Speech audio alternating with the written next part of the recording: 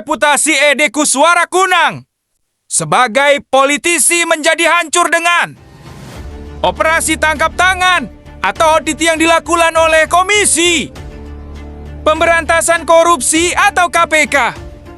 Sehingga dengan adanya audit tersebut, tampaknya Ede Kuswara Kunang tidak bisa lagi menjalani kehidupannya yang sangat menguntungkan karena berbagai fasilitas keamanan, penghasilan yang sangat memadai, dan hal lainnya yang memanjakan dirinya dan keluarganya, di mana dirinya juga mempunyai reputasi sebagai pengusaha di Kabupaten Bekasi dengan bisnis yang pada awalnya dikerjakan oleh bapak kandungnya. Gebrakan Ede Kuswara Kunang yang mengesankan diantaranya keberhasilan dia menyapu bersih bangunan liar di sepanjang Jalan Baru Kompas dan di sisi kiri dan kanan di sebelah Pasar Induk Cibitung. Komisi Pemberantasan Korupsi KPK menyegel rumah pribadi Kepala Kejaksaan Negeri Kabupaten Bekasi, Hedi Sumarman, di Cikarang, Jawa Barat.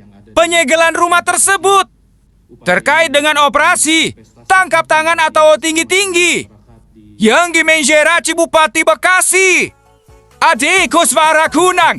Pernah tim melakukan penyegelan rumah tersebut, kata juru bicara KPK Buji Prasetyo melalui pesan singkat Jumat 19 Desember 2025. Budi belum menjelaskan secara detail alasan dilakukannya penyegelan terhadap rumah tersebut, meski belum memproses Kajari Bekasi.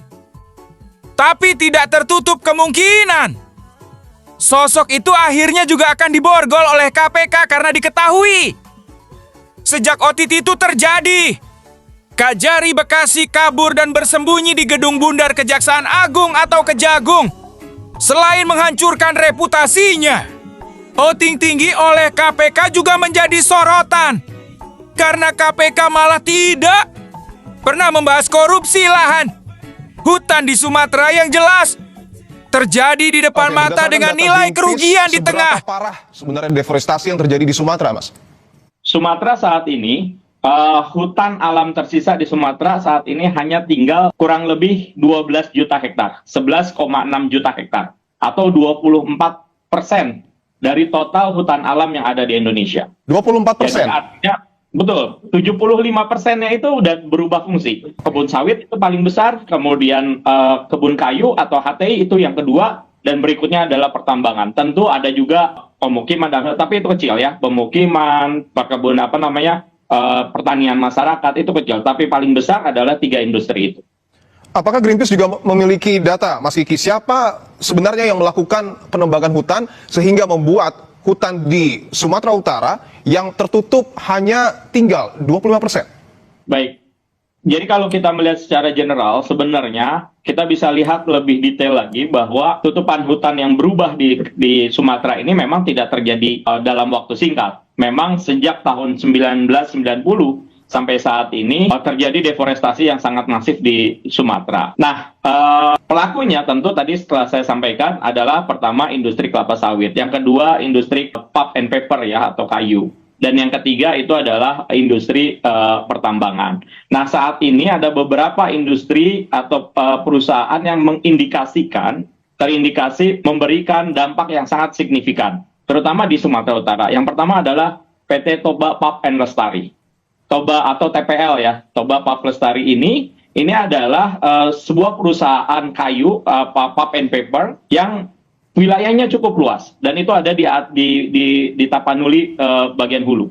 Nah, beberapa waktu yang lalu ada sejumlah masyarakat setempat yang menolak dan meminta pemerintah untuk menutup TPL karena memang menyebabkan pada saat itu mereka sudah merasakan dampak dari Toba Pulp Lestari itu. Masyarakat mencapai sedikitnya 3.000 triliun rupiah. Belum termasuk kerugian penggundulan hutan yang tidak bisa diganti. Meski dalam 1.000 tahun, dengan nilai diperkirakan mencapai 20.000 triliun rupiah. Jumlah itu bisa memakmurkan masyarakat Indonesia dengan mendapatkan sedikitnya 20 juta per jiwa per bulan. Tapi karena korupsi seron yang dilakukan, tercatat sebanyak hampir 200 juta jiwa penduduk. Indonesia hidup dalam kemelaratan. Anehnya, KPK sama sekali tidak menyentuh korupsi. Tersebut malah menyasar target. Korupsi yang sangat rendah dan recehan saja